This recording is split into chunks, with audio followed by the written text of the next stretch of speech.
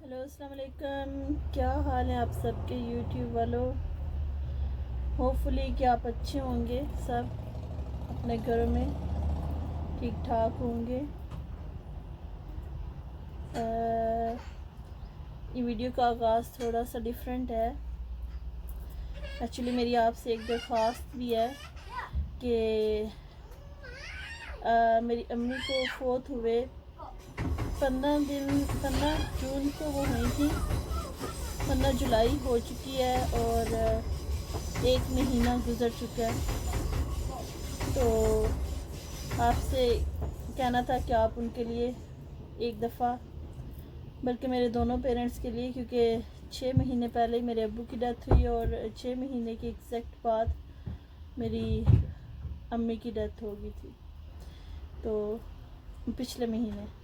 तो आपको कहना था कि आप एक दफ़ा सूरत फातिहा पढ़ के और कुल वल्लाहु अहद पढ़ के उनके लिए दुआ फरमा दें। तो काफ़ी सैड डे है आज हमारे लिए। सैड डे क्या, बल्कि अब तो ऐसे लगता है जैसे सब कुछ खाली हो गया।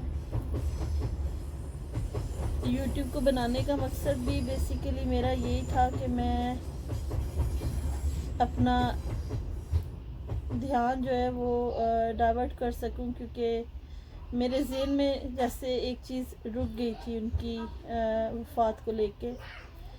मुझे वो चीज़ मानने को दिल नहीं था कर रहा कि उनकी डेथ हो गई है, क्योंकि हम लोग इधर थे और ये कोरोना वायरस की वजह से हम पाकिस्तान नहीं जा सके। वो बहुत याद करती रही है हमको एंड पे, लेकिन फ़्लाइट्स ओपन नहीं थी। 20 जून को फ़्लाइट्स भी ओपन हो गई उनके 5 दिन उनकी डेथ के बाद। काश अल्लाह उन्हें और टाइम दे देते, हम उनके पास जा सकते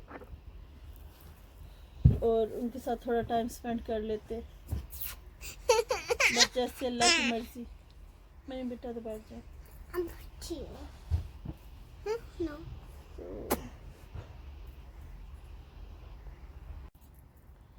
माएँ तो सबकी एक जैसी होती हैं, बड़ी प्यारी होती हैं माएँ, तो भूलती नहीं है, चाहे आप अपने डेथ बेड पे भी हो। क्योंकि हमने अब्बू का भी यही देखा, क्योंकि अब्बू की जब डेथ हुई तो हम उनकी डेथ पर पहुंच चुके थे। वो भी अपनी आखिरी टाइम पर भी अपनी अम्मी को याद कर रहे थे। हमारे लिए भी बड़ा मुश्किल है अपनी अम्मी को बुलाना, क्योंकि हमारे अब्बू जब हम छोटे थे तो सऊदी अरेबिया में रहते थे, तो हम अम्मी के साथ रहते थे, तो बहुत ज़्यादा अटैचमेंट वैसे भी बच्चों को माँ के साथ होती है, लेकिन हमारी तो बहुत ज़्यादा थी, क्योंकि अब्बू छुट्टी पर आते थे और ऑल द टाइम हम साल में कभी एक दफ़ा, कभी 2 साल में एक दफ़ा, तो मोस्ट ऑफ टाइम हम मम्मी के साथ होते थे और बहुत ज़्यादा अटैच थे। वो हमारे लिए ऐसे थी जैसे हमारी, छोटे होते तो हमारी अम्मी थी, लेकिन जब हम टीनेजर हुए तो वो हमारी फ्रेंड थी। लाइक उनके साथ हम मजाक भी कर लिया करते थे, गुस्सा भी कर लिया करते थे, बातें भी शेयर कर लेते थे। अब तो वो चीज़ नहीं रही। अब तो जब सोचते हैं कि पाकिस्तान अगर जाना है तो समझ नहीं आती कि उस जगह पे जहाँ पे वो उनका बेड होता था, गैरेज कह रही हूँ, लॉन्च के स्टार्टिंग में, मोस्ट ऑफ टाइम वो वहाँ पे होती थी सोने के लिए। तो अभी तो उस जगह को इमेजिन करके इतना अजीब लगता है कि वो खाली घर मिलेगा हमें।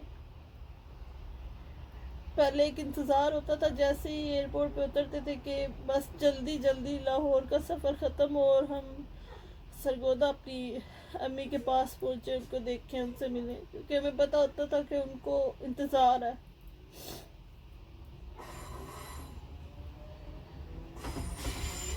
अब कोई इंतज़ार करने वाला कोई नहीं, और ना कहने वाला कि आ जाओ मिल जाओ।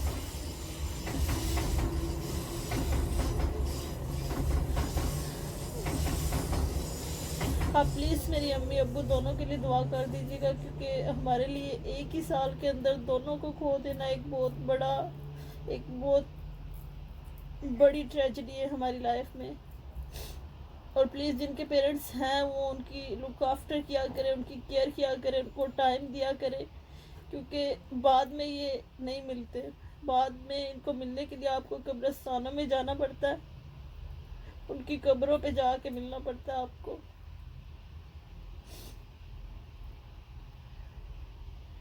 मेरी लाइफ में अम्मी की डेथ के बाद बहुत ज़्यादा चेंज आया है।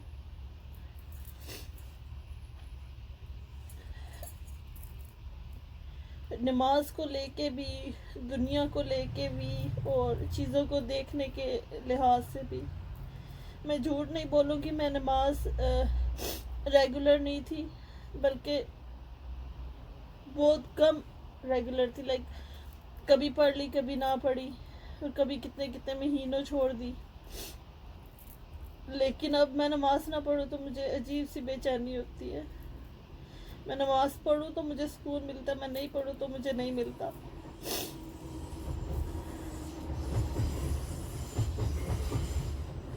ये भी पता नहीं, मुझे लगता है जैसे मेरी अम्मी की दुआ है कि मैं नमाज की तरफ, और मैं इतनी वो चीज़ों को डिफरेंटली अब देखने लगी हूँ कि पहले जैसे हम लोग नॉर्मली होते हैं, दुनिया में इतने मगन होते हैं, वही चीज़ थी।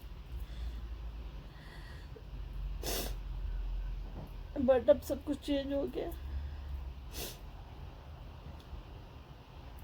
इसलिए मैं प्लीज़ कहूँगी, जिनके पेरेंट्स नहीं है वो तो ये चीज़ फील कर सकते हैं, लेकिन जिनके हैं आप उनकी लुक आफ्टर करें, अब उनका ख्याल रखा करें, उनको टाइम दिया करें। फिर नहीं मिलते ये सारी चीज़ें, मिल जाती है, पेरेंट्स नहीं मिलते आपको।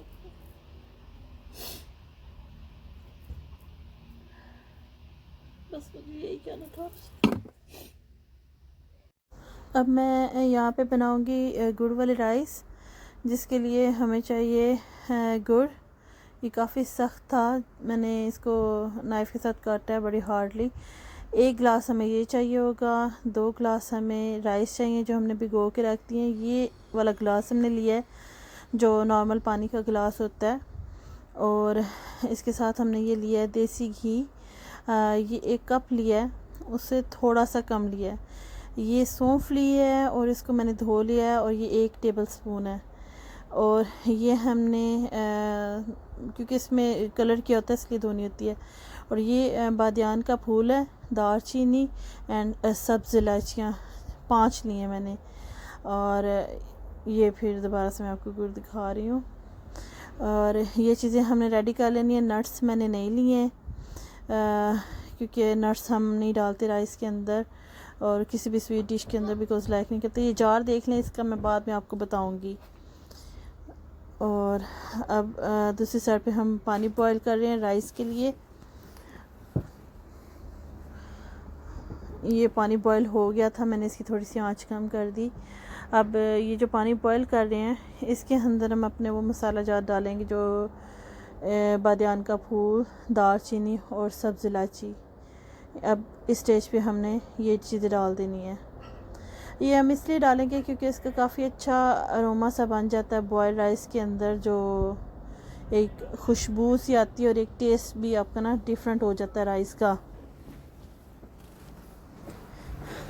अब इसको ढक्कन लगा देंगे हम और बॉयल होने के लिए रख देंगे, ताकि एक दफ़ा ज़रा जब बॉयल हो जाएगा फिर हमने इसके अंदर राइस डालना है। और दूसरी साइड पे हम अब बनाएंगे शीरा। इसमें मैंने गुड़ जो है वो धो के डाला है क्योंकि इसके ऊपर काफ़ी मिट्टी और डस्ट वगैरह लगी होती है। अब इसके अंदर डालेंगे 1/2 कप वाटर डालेंगे, हाफ से भी थोड़ा था इसलिए मैंने थोड़ा सा पानी और लिया है। और अभी भी ये मिला के भी मैक्सिमम 1 कप नहीं होगा, 1 कप से थोड़ा सा नीचे ही होगा ये पानी। इसको भी हम इसमें डाल देते हैं। डाल के हम अब इसको आंच के ऊपर रख देंगे पकने के लिए, इसको बॉयल होने देंगे। अब एक चम्मच लेके हमने इसको मिक्स कर लेना है और इसको उसके नीचे नहीं लगने देना है ताकि ये जल ना जाए, क्योंकि ये जलेगा तो फिर स्मेल आएगी और टेस्ट भी अजीब सा हो जाएगा। तो अब इसको हमने एक दफ़ा मिक्स करके फिर इसको हमने पकने देना है। अब हम आ जाते हैं दूसरी साइड पे। जो हमारा पानी बॉयल हो रहा था ये भी बॉयल हो गया है और स्टीम आपको नज़र आ रही होगी, और दूसरी साइड पे हमारा शीरा बन रहा है। अब हम इसमें जो पानी में चावल भिगो के रखे थे, अब हम इसमें वो डाल देंगे।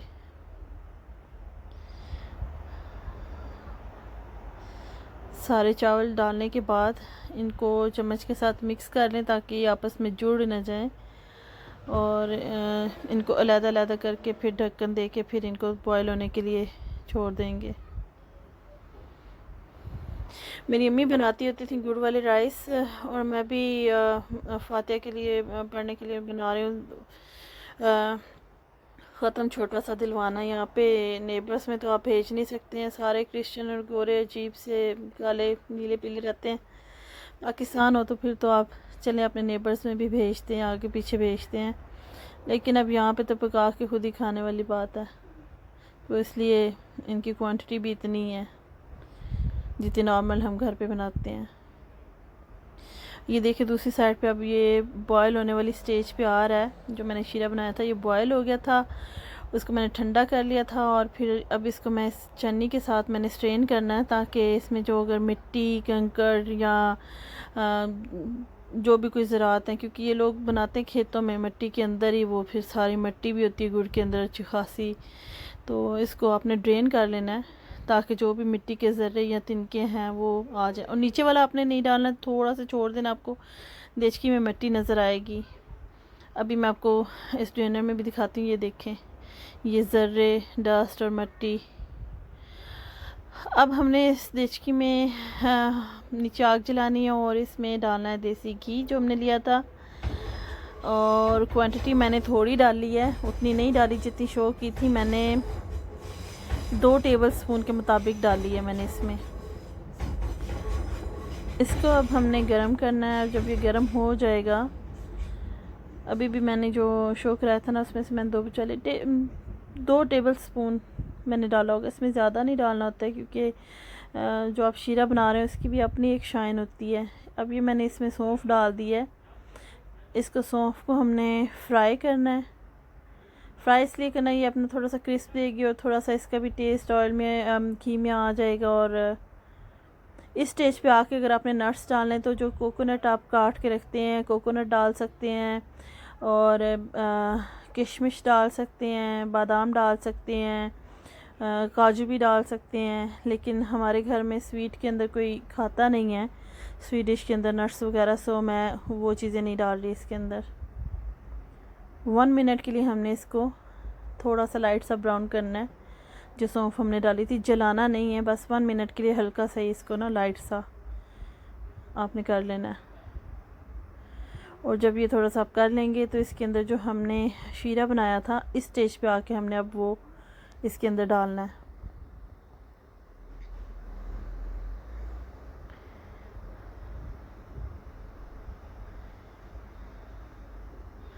ये देखें अब यहाँ पे इस स्टेज पे आके हमने शीरा डालना है, और ये भी सारा नहीं डालना, थोड़ा सा एंड से आके अपने छोड़ देना। जब आप एंड पे छोड़ेंगे तो देखेंगे इसमें भी मिट्टी होगी। इस मेरे वाले में तो नहीं निकली, लेकिन फिर भी मैंने छोड़ दिया था क्योंकि मुझे डाउट था। तो जो आप बना रहे हैं उसको साफ़ एंड क्लीन बना के खाएं तो अच्छी बात है, बजाय कि मिट्टी और डस्ट वाला। अब इसको हमने मिक्स कर दिया है और इसमें भी हमने 1 बॉयल देना है। अब ये देखें इसमें 1 बॉयल आ चुका है, और अब इस स्टेज पे आके हमने इसमें जो हमने बॉयल राइस किए थे जो आपको वहाँ पे नज़र आ रहे हैं, मैंने ड्रेन करके रख लिए थे। अब यहाँ पे हमने ये वाले बॉयल राइस इसके अंदर डाल देने हैं। हल्के हल्के हाथ से इनको डालते जाएं ताकि गिरे नहीं आगे पीछे।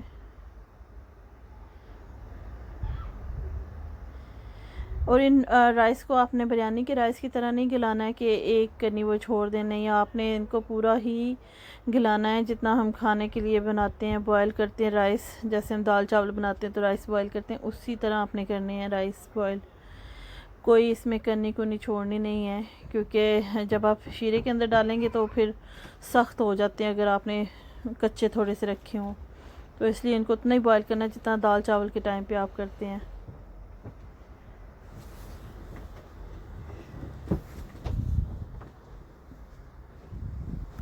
इसको अच्छी तरह मिक्स कर लेना आपने, इनको अच्छे से आपने मिक्स कर लेना है ताकि जो गुड़ का टेस्ट है, फ्लेवर है, स्वीट, वो सब में जाए।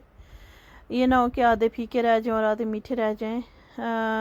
बिरयानी तो नहीं है जो आधी स्पाइसी और आधी बॉयल भी चल जाएगी। ये आपने सारे अच्छी तरह मिक्स करने हैं। ये देखिए जैसे मैं कर रही हूँ।